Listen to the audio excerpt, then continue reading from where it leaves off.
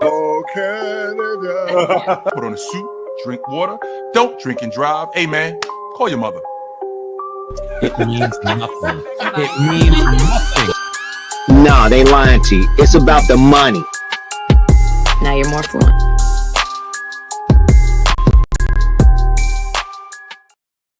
Good evening, Maple Leaf fans. We will not be apologizing for coming on late because what a fantastic finish the Maple Leafs pulled out of the fire. Big OT win just a couple minutes ago. Former captain Johnny Toronto with the game winner. What a ride that was. Unreal. What a game. Oh, huge. I think that was my favorite game of the season. Might have been. Might have been. I mean, it's still very new, so I don't know how to, characterize it or put it, but I don't think you're wrong there. Hard to argue that. That was incredible. Like, there wasn't much going on. It was a low event game for maybe the first two periods, but, like, there were, 5 video reviews. Yeah. The Leafs seemed to get, favorable calls on at least one of them. And then we seem to get shafted on that nice high stick that really wasn't. And the Lorentz one, too, got called back. The control room in Toronto was working overtime tonight. Just for this one game. Well, they worked overtime anyways, I guess. But, yeah. Yeah. A lot to look at. And I think when those things happen, when you have 2 goals called back, Washington had a goal called back as well. Yep. Correct? Yeah. But that, I think, feeds fuels the fire a little bit. And karma was on their side, especially with that Nyes goal. That, like you mentioned, it was very fishy. It was almost an optical illusion. From one camera, it looked like it was for sure a high stick. But from the other camera angle, you could see contact was made lower on the stick. So yeah, it looked like it was even under the crossbar. It almost didn't look like it should have even obviously they called on the ice high stick, so of course they were going to have to review it. But the first few replays I saw, I'm like, yeah, it's for sure a goal. That's I thought for so sure too. a goal. And only when they showed the final one, I'm like, okay, call on the ice was no goal. Did they have it enough to overturn it? I kind of get the call, but I still think it was the wrong call. The Steven Lorentz was an obvious one. I was very directed it. Yeah. I guess that's something we've learned, at least I learned tonight, that you can't even make a kicking motion with any part of your body. Right. And it feels like they always change the rule. They say you can direct the puck in, but it can't be an actual kicking motion. Well, okay. Did he kick it with his thigh? Because you don't really kick with your thigh. Exactly. So, it's a little, I don't know. I guess semantics, if it's a leg moving the puck towards the goal, directing it towards the goal, the thigh is the same as the foot now. I don't know. It's beyond me. It is beyond me. And I do think that rule book does have a tendency to write things as you're going, Yeah. They probably get a call from Vegas, kind of like every sport does. Hey, you know what? We've got a lot of money. We're going to need the under to hit tonight, boys. Right. Yeah, we have to give time for the Mitch Marner anytime goal. So, yeah, we have a lot riding on that one. So, yeah, it was crazy. Crazy game. It was so crazy. I do think that if a third challenge had gone not in the way of Washington, there could have been a problem as well. Yeah. That would have been the third consecutive blow to the home crowd. Momentum was shifting. Well, it felt very one-sided because then there was a penalty I think they missed on Camp, with a couple minutes left. It should have been called. And then 20 seconds later, they get the Washington guy on a penalty. That was a penalty, but probably not any more of an infraction than what the Leaf player, I think Camp, did to the Capital player. And then, of course, they tie up the game on the power play. So, yeah, if you're a Washington Capital fan, you're probably feeling like he got shafted. But yeah, big time. But as Leaf fans, I think we can kind of relate to that over the years. Absolutely. I think it's, sometimes the pucks go your way, sometimes the calls go your way, and vice versa. Tonight we had Lady Luck on our side, I think. Yeah, and it was like kind of like something we talked about last night with like the core four, right? Where it's like through, I'd say, I don't know, 50 minutes, all of them did absolutely nothing. But the way they won this game was because of Riley, Marner, Nylander, and John Tavares, obviously, with the game winner. Yeah, you mean cranking it up a little bit. Indeed. Which we said doesn't often happen, right? You were talking about how they are either on or they're all kind of uniformly off. It feels that way. But I think actually it kind of goes against your point, but it also at the same time feeds your point. They all were able to dial it up. It wasn't one of those 4-3 tonight. Yeah. No, 100%. And I don't think I was trying to make it seem like they never turn it on, because clearly they do. I mean, at least in the regular season, we know that they obviously get pucks in the net. We've seen that. It just, to me, it's too inconsistent. It's like there will be a series of games where they're doing absolutely nothing, not tilting the ice at all. And tonight was that until the last 5 minutes of the game. And then, of course, the narrative will be like, that's why you want to pay Marner. That's why John Tavares needs to be re-signed. That's why, Willie Nylander, he's earning his 11.5 right there, Johnny on the spot to get that goal. Like, sure, I get it. But, superstar players on other teams do that as well without the first 55 minutes of, not being even in the arena, Yeah. Like the blender was out again tonight. Berube's definitely playing with the lines, trying to find the momentum. So maybe that affects the way they're able to sort of gel in a game. Could be. But yeah, that third period, wow, we mega outshot them, and the big guys were earning their dollars. For sure. And then we got obviously bring up the most hated goaltender in Maple Leaf history, Joseph Woll, with the big robbery of Alexander Ovechkin. Like he was that was pretty good. Like there were probably at least one, you can maybe even argue for two, that you would have liked a save there, but there was one that was heavily screened. One, Max Domi got his first goal of the year. Unfortunately, it was in our own net, but that obviously can't fault Woll. And then, there was the one. I guess there was was it a 2-on-1? Yeah, the Strome goal. There was obviously the John Carlson one, the point shot, which was a crazy hard shot. He didn't see that at all. But, that one and one other one, I'm like, maybe you need one save out of those. But I think he more than made up for it with that couple good third period saves and then the overtime stop on Ovechkin. So he was so far out of his net. Would you is that how he should have played that? I guess they said on the broadcast, he was taking away as much of the net as he could. But it was aggressive. Had there been a rebound that didn't bounce our way, that was lights out. For sure. It's the kind of thing where, if Ovechkin takes a little bit more time, and obviously in the heat of the moment, most players wouldn't be able to kind of make that quick, okay, I'm not shooting, I'm deking, and now I've got a wide open net. Woll kind of took that chance that he could look very silly if Ovechkin makes a move around him. But I mean, as long as the puck doesn't go in the net, no matter who the goalie is, you give them credit because you made the right choice. You see this comment here that they say Woll has a .960 save percentage in the third. That's pretty awesome. Whoa, that's a nice find there, Glare Gaming. I was not aware of that. I assume that's just this season, or is that a career mark? I wonder this about season that. Sample size is pretty small. Right. I don't know. I would say it's overall. We do probably.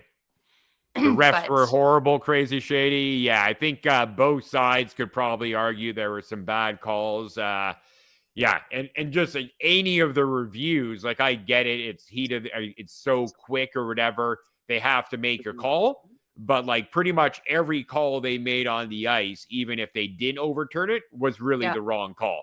So and that shouldn't happen as much as it does. It's like you got 4 of you zebras on the ice. Like, can you not get together and say, no, the call on the ice needs to be goal, but we can still review it? But it's like they were wrong on all of them pretty much.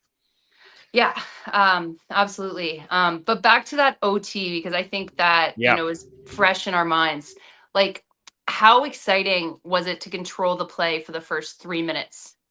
It was crazy. Yeah. Yeah. Like, I'm used to seeing Matthews, Marner, Riley out there, and they all basically push up and they're all behind the net, and it's a turnover other way.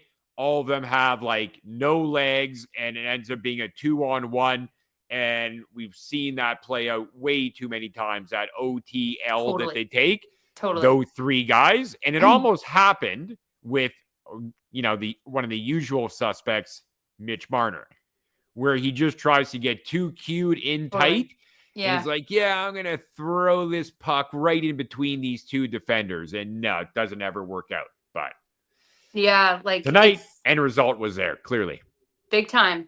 And I was wondering how much they play Ovechkin on that 3-on-3, because obviously he's dangerous, so dangerous. You see him on the ice, like you're constantly watching him when he's when they're in our zone. But, guy's not known for his defensive play.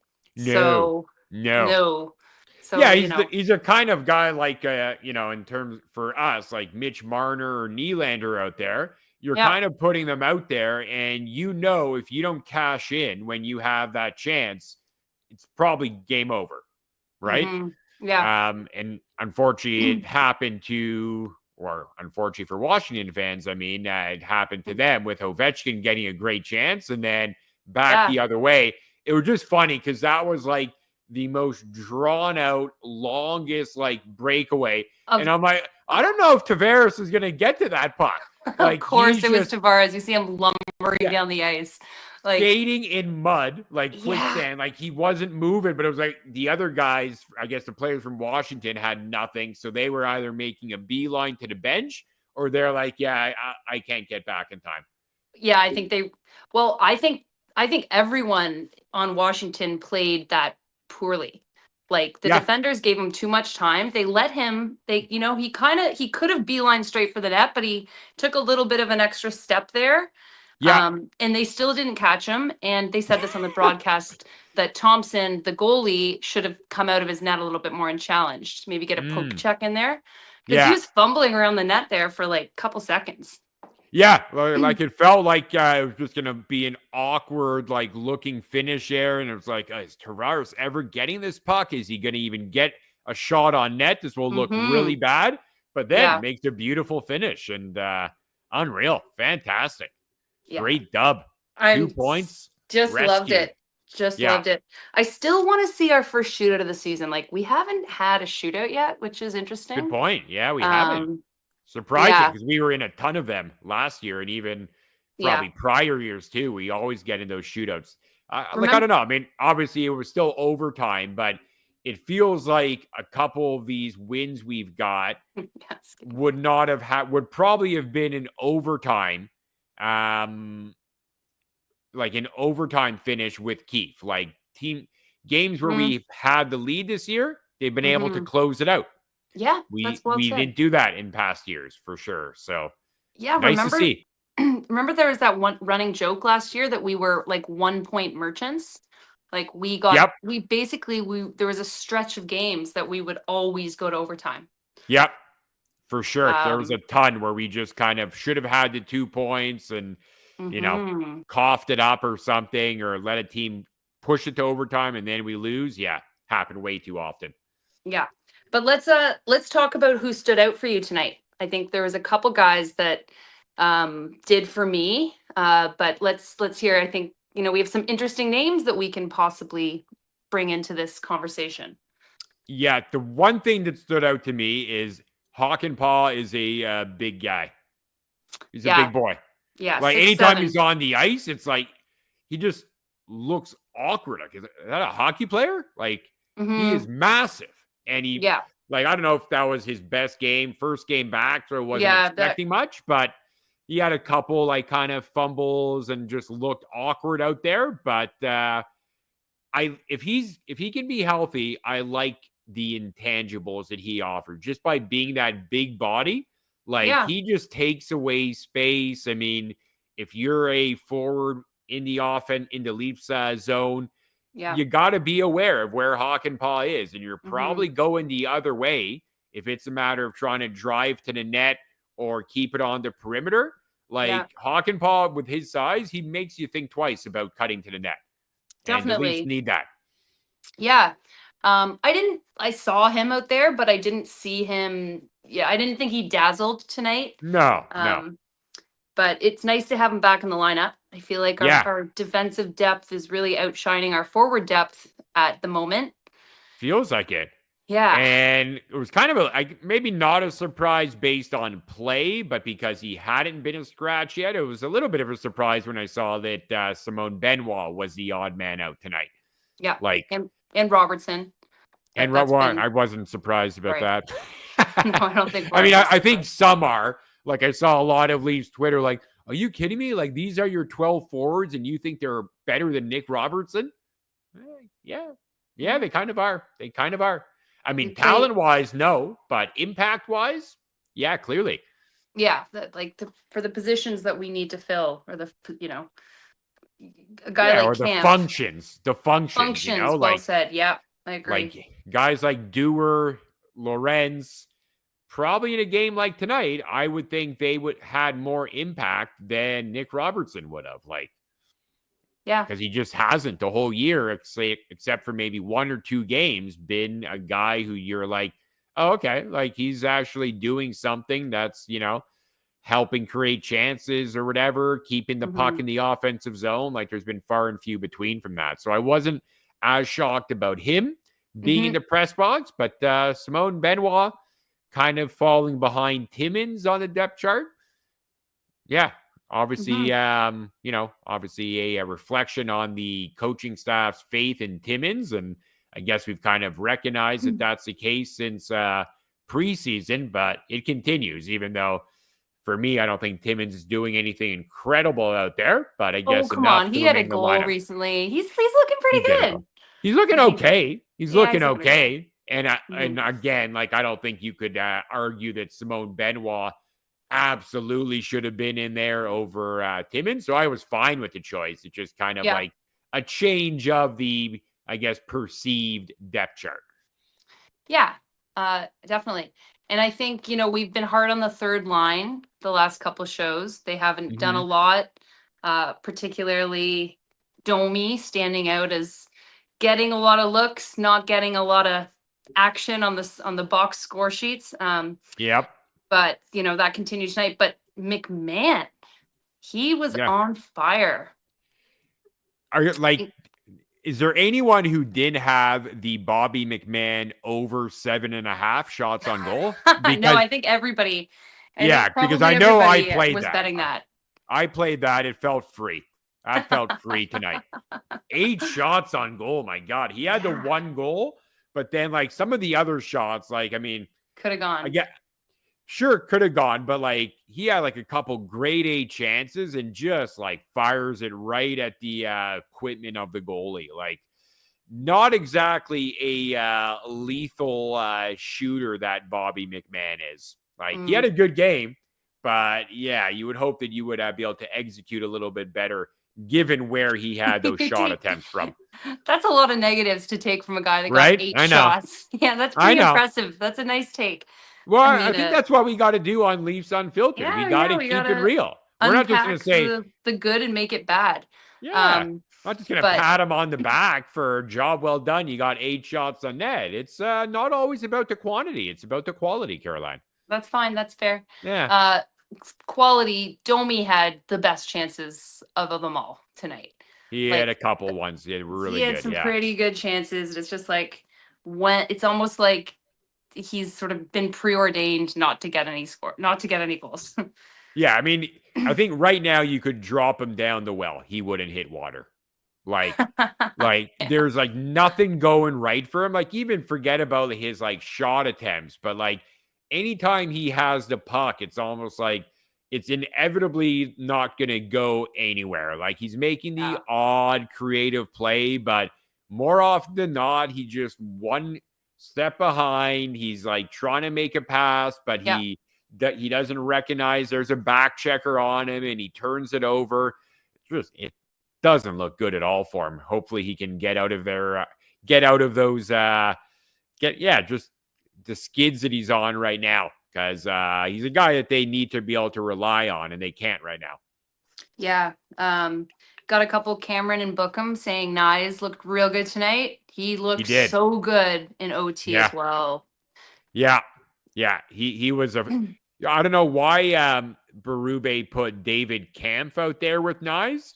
I don't know either. But thank God Nyes was on that line with Kampf, because like Kampf was just like fumbling it around, and it was almost like okay, like get this guy off the ice, because if he remains on the ice, he's probably going to put the puck in his own net.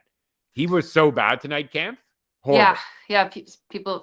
Somebody said that right at the beginning. Do we have some comments on Kampf? Yeah, terrible. Like, I don't know what he does out there. He's a cardio merchant. He takes face-offs, but doesn't even win that many. Like, he wins like 51% of his face-offs.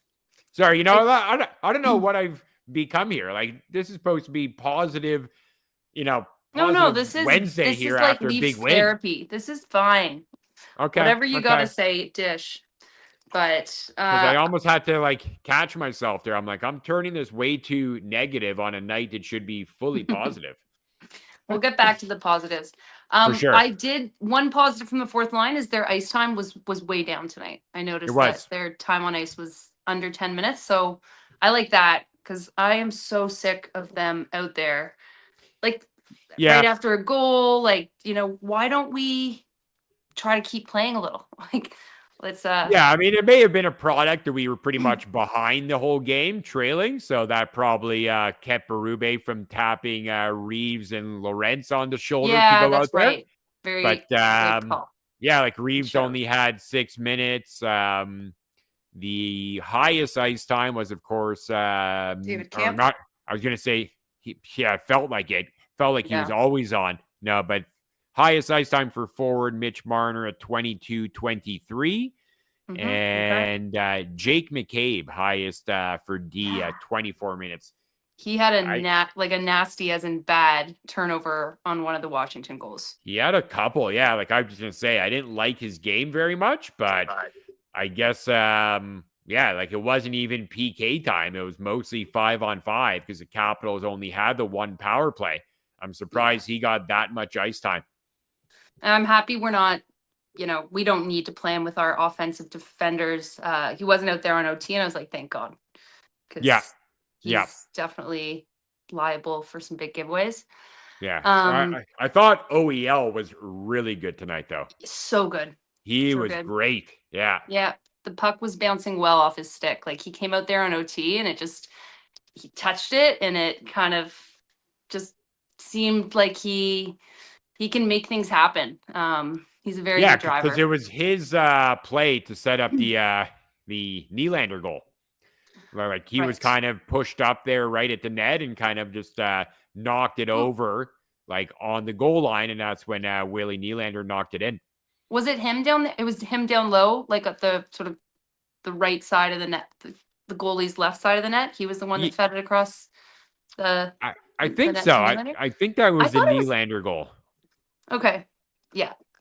I'm looking at the replay here. I just want to validate it, or maybe it was on the Marner. I'm thinking, but I thought it was OEL.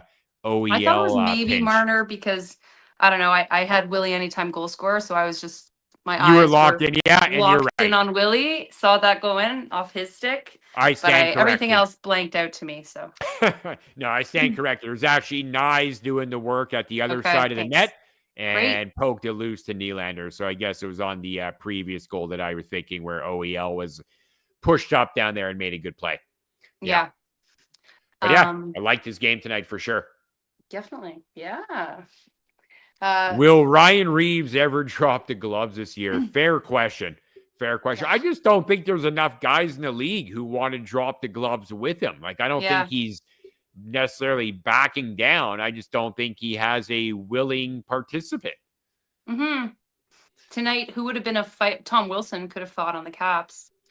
Tom Wilson fights, but I think he also recognizes his like fighting weight. I don't think he'd go with Reeves. Oh, really? He's too big? I don't think so. Yeah. Yeah, like I think he's a good fighter, Tom Wilson, and not to say he's back down from some of the known heavyweights, but I think he'd be a guy who would probably say, yeah, Reeves, nah, I don't need that. I don't need to get my face mangled. I don't need it.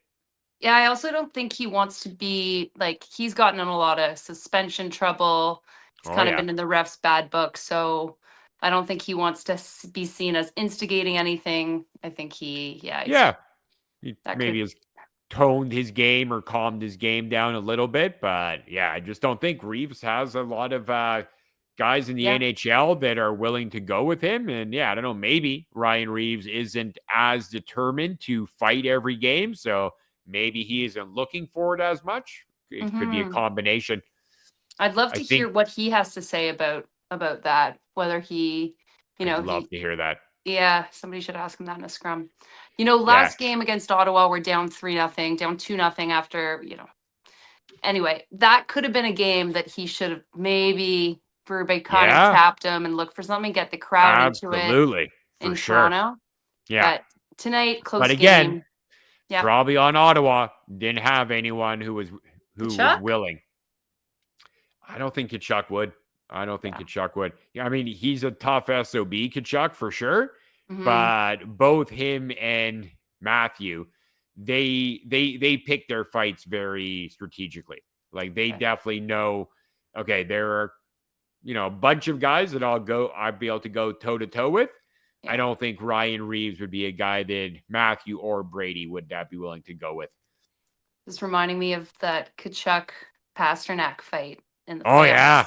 That was so good.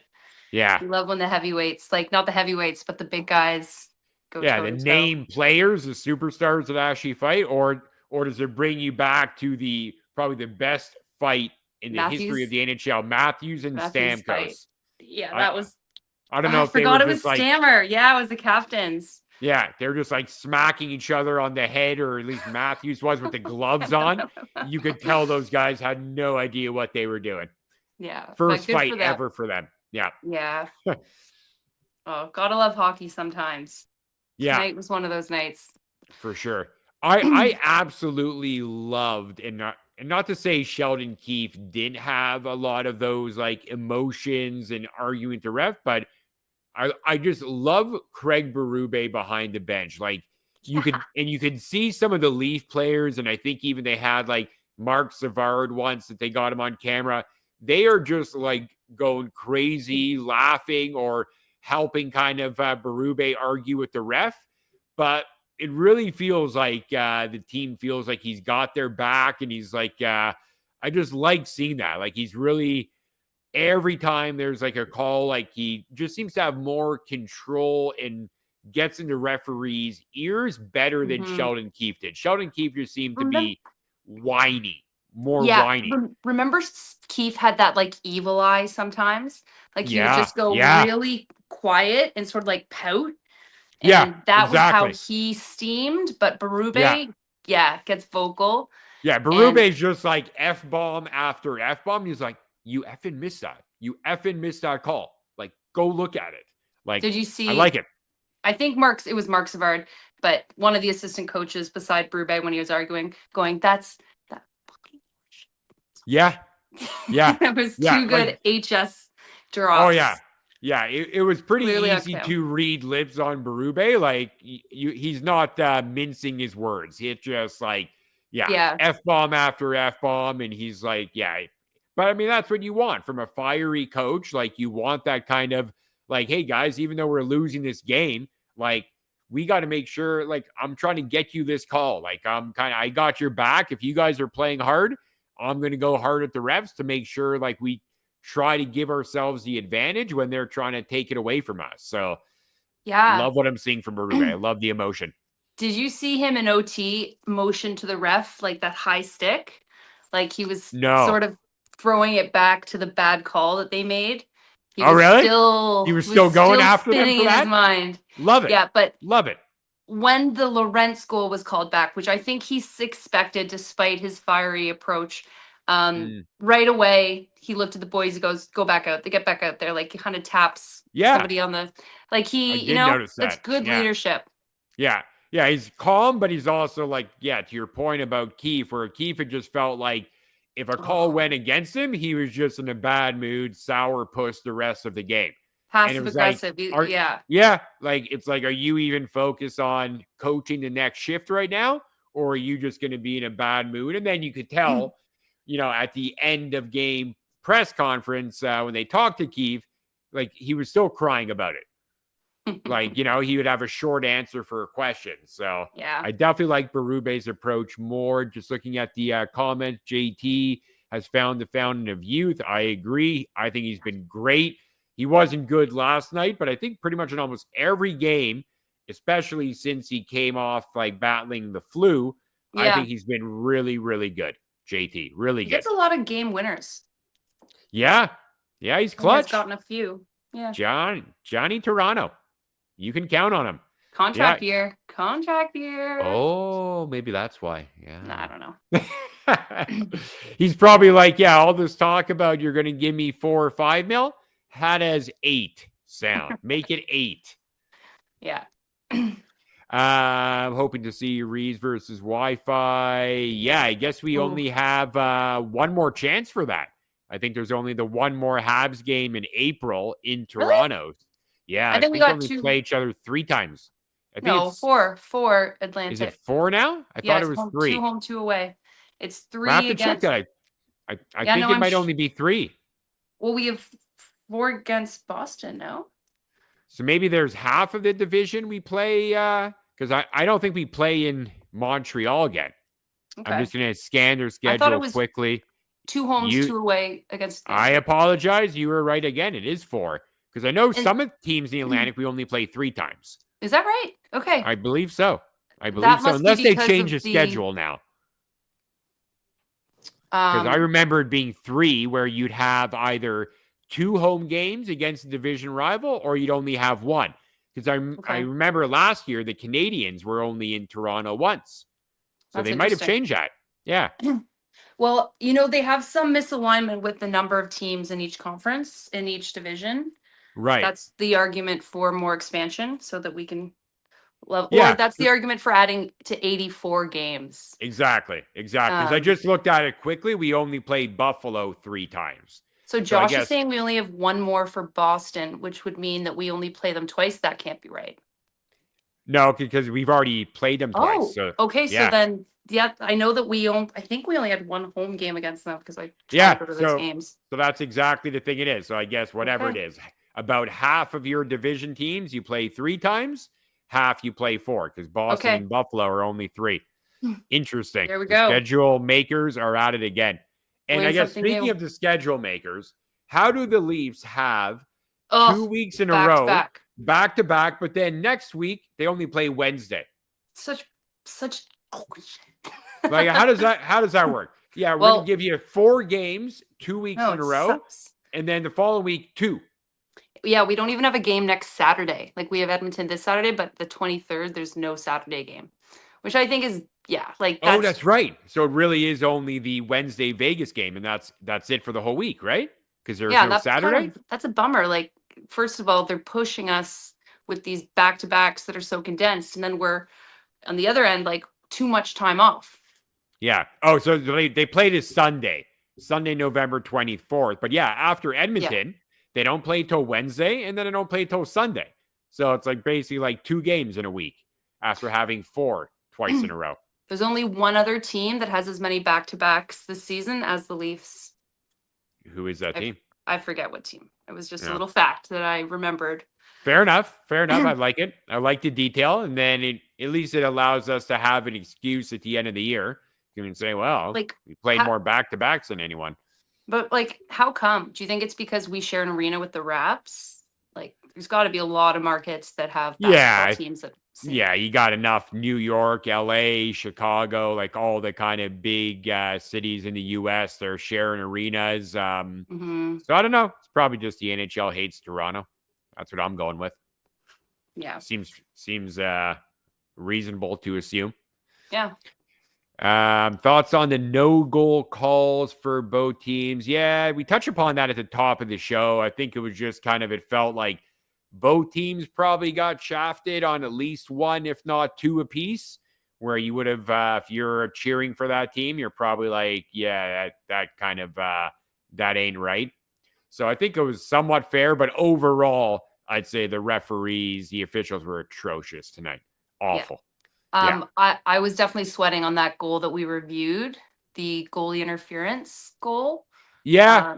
I didn't know that there was not much there. Going to drop in our. There was very little there. Yeah, there's not much there. Like, yeah, when you look at the replay, touched Woll's blocker and maybe skated into his pad. Like, I don't know. If that's goaltender interference, you could probably call back about 20 goals every week, you know? Like, it's that kind of like thing where it's like, okay, so can you be in the blue paint? Well, yeah, but you just can't touch the goalie.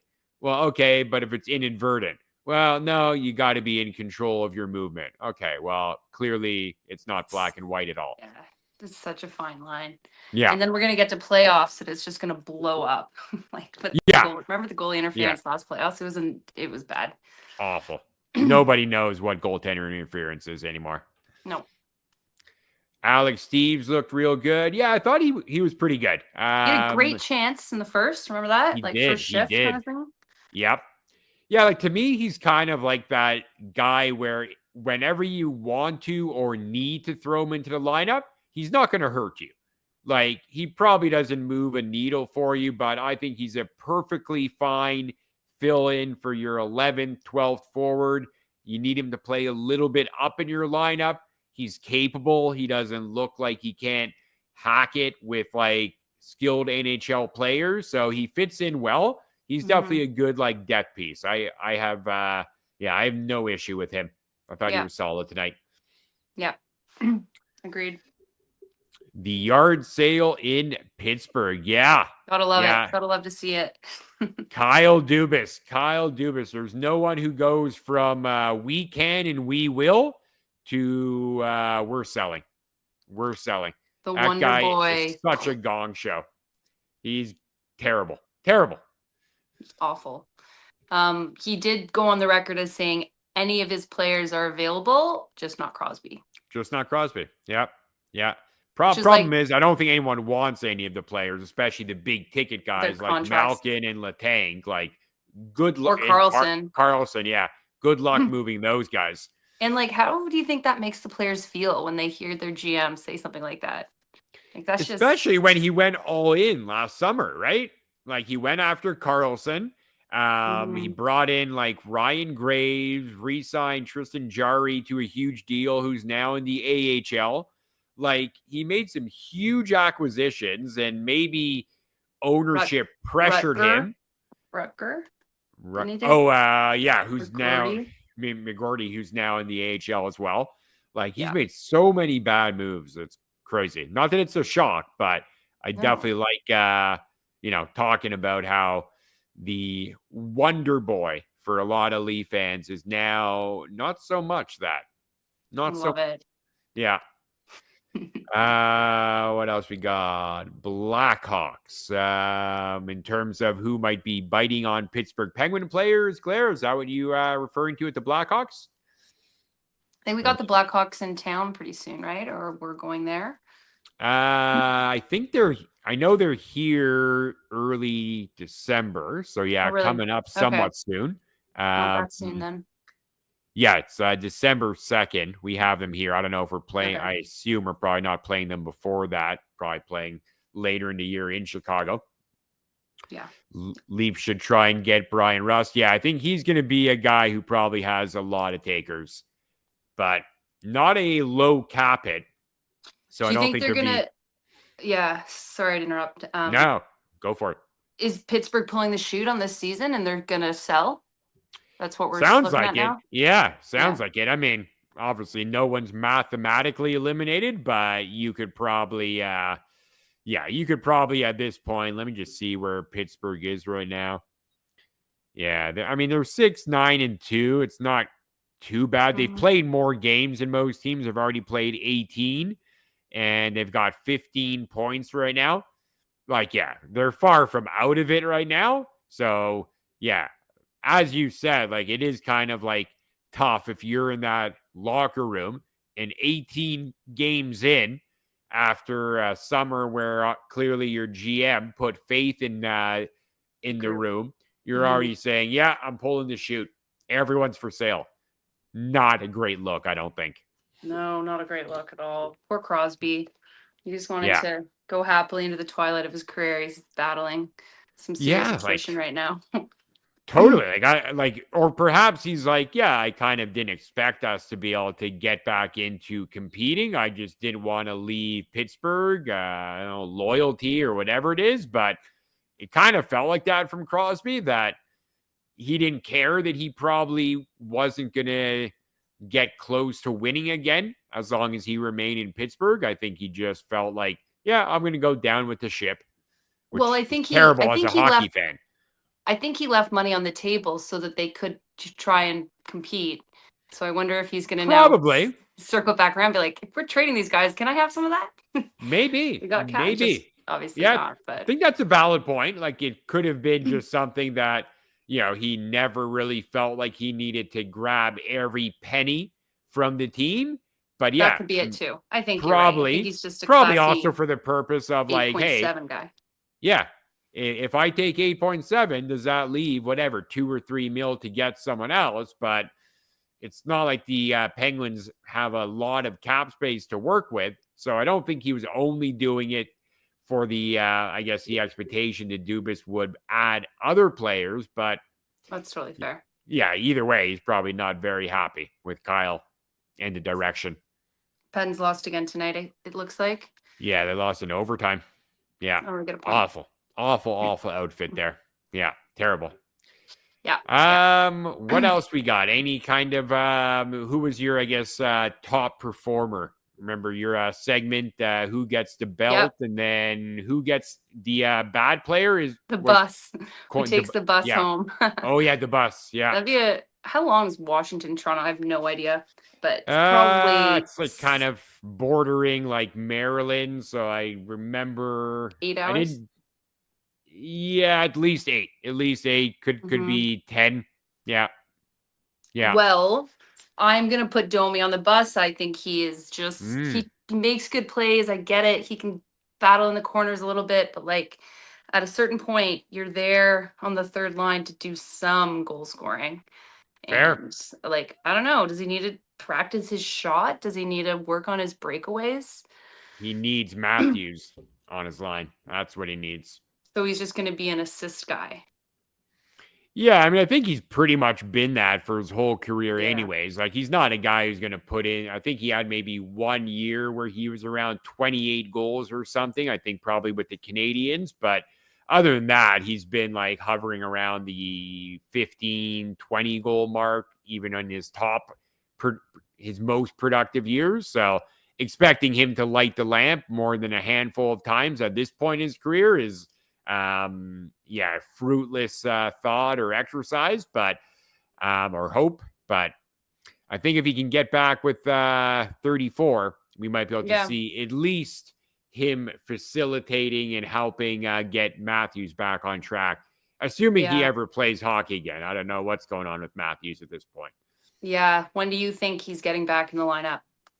Like, again, not on the ice. So, I mean, I guess they've got a couple days here. So I guess Saturday's a possibility. We talked about it last night. Are they holding him out maybe a little bit longer so he can play against Edmonton?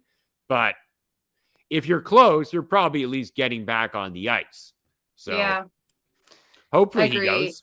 I was hoping they just sort of didn't make him do the travel to Washington and then he'd be back out there. They're probably getting the day off tomorrow. Most likely after a 2-game back-to-back. Yeah, there's probably no one on the ice tomorrow, I would assume. And then, we'll find out, I guess, Friday what the status is. It would be a bummer, I think, if he doesn't play Saturday. So, you want to see the Stars, McDavid, Matthews square up. Absolutely. But if he's not ready, he's already out of the Rocket Richard race. So pretty much. I mean, obviously, if anyone can all of a sudden kind of start sniping and get on a run, it's probably him. But yeah, he's already lost whatever it is, 4, maybe 5 games. I think 5 now. Yeah. 5 because we had so many back-to-backs. Would have been better if he were injured, next week when we have that one game. Yeah, exactly. 2 is Sunday, but a lot of time to recover next week when the NHL schedule gets a little bit more favorable and opens up. Probably too much, but yeah, too much. Definitely, yeah.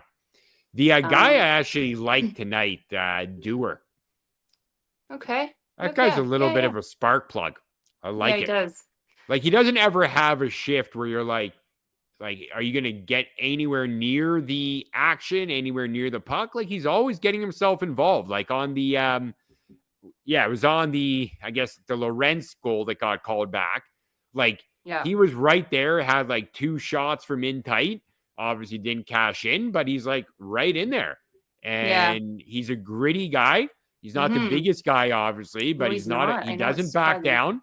Yeah. But he's always battling along the boards in the corner. I have all the time in the world for Mr. Dewar. I'm a Dewar guy.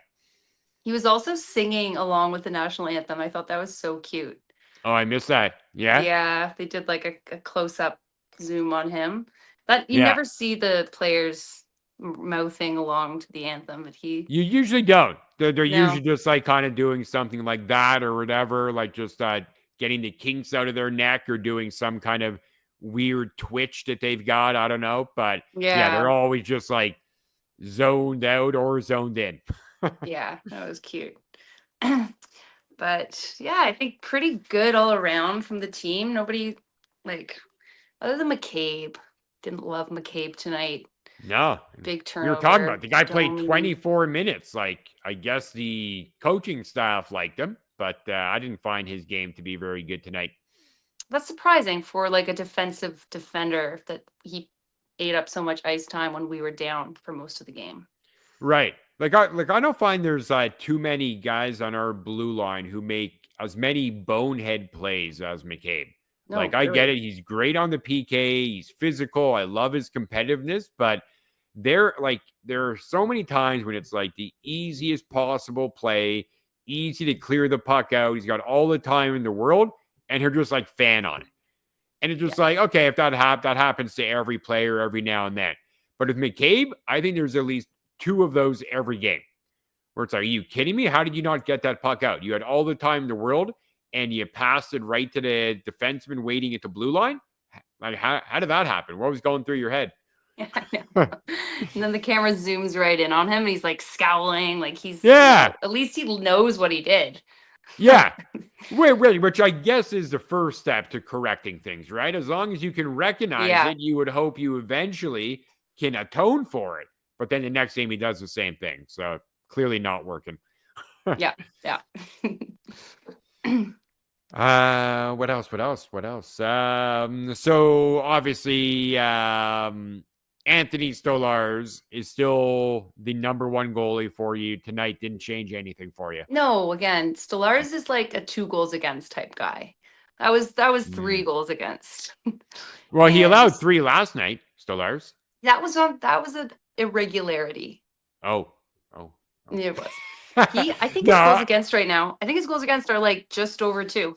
Oh yeah, for sure. He's second in the league behind Hellebuck. Yeah, his stats are amazing. Yeah, and I was just kind of bringing that up almost in a mocking fashion. Yes. I don't feel Wall took the net back tonight, but I do kind of feel that it does, for me at least, reaffirm that we have 2 very good goalies. 2 very good goalies. He saved the game for us in OT, that's for sure. Yeah. He didn't let any garbage goals in. No. I think even with Stolarz last night, like you could say, one of those I would have liked him to make a save on. Tonight with Wall, for sure, at least one you'd like him to make a save on. But, they don't get to 2 points without him. They probably don't even get to 1 point without him. because he did have to make some pretty big saves. And that's, if it's a 1A, 1B tandem for the rest of the year, I think we're in pretty good shape, because I think more often than not, both guys will give you a good enough outing. You just need to be able to put the puck in the net. Like the last 2 games, obviously, forget about the flurry that happened in the final 5 minutes tonight in the third, and then scoring the OT winner. But up until that point, from the Ottawa game until like 10 minutes left in the third or whatever it was, but they can't score goals anymore. Yeah, we had a huge third overall, but the goals started happening in the last 5 minutes, to your point. For sure. And they needed to get a power play. So it's not like they're finding ways to get offense. And like Marner, Nylander, and Tavares, until that flurry, like, weren't anywhere to be found. Yeah, no. Yeah, Willie, I think, just had 1 shot going into the third. Probably ended up with in and around 3. 3, maybe. Maybe 2 after the goal, of course. But and Tavares, I don't think he had a shot until he got that goal. Like, that was his first shot on net. Yeah. Wow. Yeah. Well, I don't have any bad words for Tavares these days. Like I used hard to. It's hard to. And you weren't alone. Like, there were definitely a lot of Leaf fans over the past like year, 2 years that have been like throwing shade on him, because he's fallen off. There's no doubt. Yeah. And even though he ended up getting to that puck for the overtime goal, like, just watching him like try to burn rubber after that puck and still really not moving. Like, fortunately, as we kind of joked about before, no one from the opposition was getting there before him. Yeah. But it can be a tough watch, seeing him skating after the puck, or even when he has possession and he just gets caught, and it's like, dude, you got to move quicker or get rid of the puck, because you're not gaining any ground on the back checker. He's gaining ground on you. Get rid of it. Make a call on the play. Yeah. One thing we kind of glazed over was the end of the game when our net was empty. Caps had like 2 good shots in the open net, and when that happens and they don't cash in, I almost think it's an automatic. We're gonna score. Yeah. Well, and you know usually, what I mean? Like, Like, I feel we're like probably typically the easiest team to get an empty net goal on. Like, I don't know how many times. Pinch. Yeah. We pinch and we turn the puck over. Like, every time we take out the goalie, not every time, obviously, but a lot of times when you take out the goalie, it's almost immediate, the empty net goal. It's like, oh, shit, Riley to Marner turnover, and then no one's actually backing up that play. So the opposition has a 2-on-1 and empty netter. But Nyes made that heroic stick lift that obviously where Washington could have had that empty net goal. So fantastic play by Nyes. He had a really good game, Matthew Nyes. Super good game. Who would get the belt tonight if this was a home game? I don't think they only do it on home games, though. I think there will be. We're gonna get a belt tonight. Oh, sorry. Yeah. Well, I mean, you're not, but someone in the Leaf on the Leaf team will. Okay, then who is it gonna be? I'm not on Instagram right now. Are you? No, but I am going on Twitter. Okay. Let's see. They may not have given it up. Oh, yeah, it's a pretty obvious belt. Here, let's see if you can guess Tavares. No, it's kind of one more of those. Remember when Nick Robertson got it for playing his 100th game? Yeah. Okay. Which I guess is a little bit more justified. But he actually had a good game. He had a good game, but still, he wasn't the best player. You can't not give it to JT for the game winner, or Marner for the tying goal, or Wall for the save. Yeah, they actually have a picture, OEL with the belt in the middle, with Riley and McCabe on either side of him. Okay. Wow, I didn't realize they don't do it. They do it at away games too. Yeah, for every win. Oh, it's wins. Yeah. Okay. It's wins. Yeah. Yeah. Well, it would be a little bit kind of soft if your team is awarding a belt when you, like last night, when you lose 3-0. For sure. Okay, guys, who do you think deserves the belt tonight? Great job. Yeah, you were great, even though we lost 3-0. No one gets the belt. You know what's kind of cheeky is they gave the belt to Robertson on Saturday, de facto best player of the game, and then they turn around and scratch him. Yeah. Well, yeah, and that just speaks to how like ludicrous it was to give him that award. Yeah, Like, it's a little performative. Yeah, because I'm sure I don't think Berube really is able to get a vote on that. So he was probably like, okay, yeah, you're going to give that belt away to a guy who didn't do anything well tonight. I'll teach you guys. He's a health bomb next game. How about that? How do you think they poll? Like, it's a team? It's awarded by a player? No, I think the guy who last got the belt is the one who gets to pick. No way. So yeah, so usually, at least most of the time, when they show like the Leafs blueprint, like their account admin puts out like that quick video Leafs blueprint, and they're always showing like the guy who had it the last game, and he says, "Yeah, we're going to give it to whatever OEL tonight." So it's usually the previous winner. So Robertson came down from the press box, pulls Maybe the belt off his suit. And he's could like, be. OEL. Yeah, I'll have to get back to you when I see that blueprint episode tomorrow. We'll see if it is like Nick Robertson in his full suit and toque. Hey guys, yeah, great game. I wish I could have played, but anyways, let's not talk about me. It's not about me. OEL, we're giving the belt to OEL. Yeah, yeah, unreal. 1,000 games. Funny. That's pretty wicked. Yeah. Yeah, I think we kind of covered it all, but yeah, man, what an exciting win. That was great. So exciting. Still buzzing. Yep.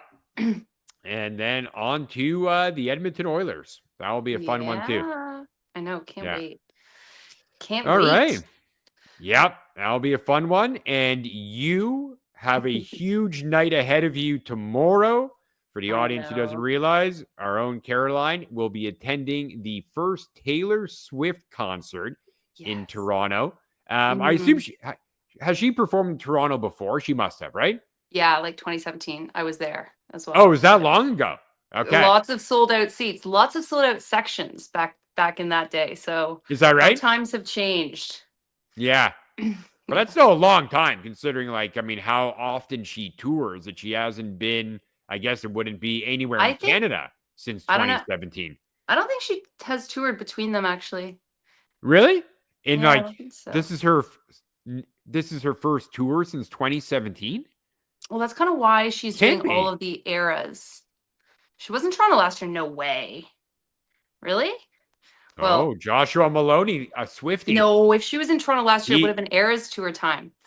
Like the eras tour has been going on since. Well, yeah, like his tour has been like over a year, has it not been? Yes. Almost? Yeah, definitely. It's been over a year. There's theories that that the reason she's doing all the eras right now is because she's going to stop touring for a while. Ooh. And potentially she's hanging it up, eh? Yeah. That's it. No, there's definitely not Toronto last year. Because the eras tour started. No, for sure there wasn't, yeah. But my cousin went last year. And then she didn't tour in COVID. There was a bit of a very blip. Few did. Yeah. Yeah. I'll look into that. We can chat back. We can circle back on the Taylor Swift tour schedule next pod. Yeah, you have to do your research, but obviously focus on the show tomorrow. But for our next post game, if you could let our audience know the background of her Canadian performances, we definitely need that info. Yeah, it feels like Christmas Eve for many reasons tonight. The big excitement game and then the show tomorrow. So yeah, you're going to have to be up very early and kind of fuel up and get ready for a grind of a night. That's going to be a fun one. So enjoy Thank you. Thanks. Enjoy it. And to the audience, appreciate everyone for joining. Great win tonight for the blue and white. Very exciting finish. And looking forward to the Edmonton game Saturday. But appreciate everyone for joining, and we will chat soon. Have a good one. Put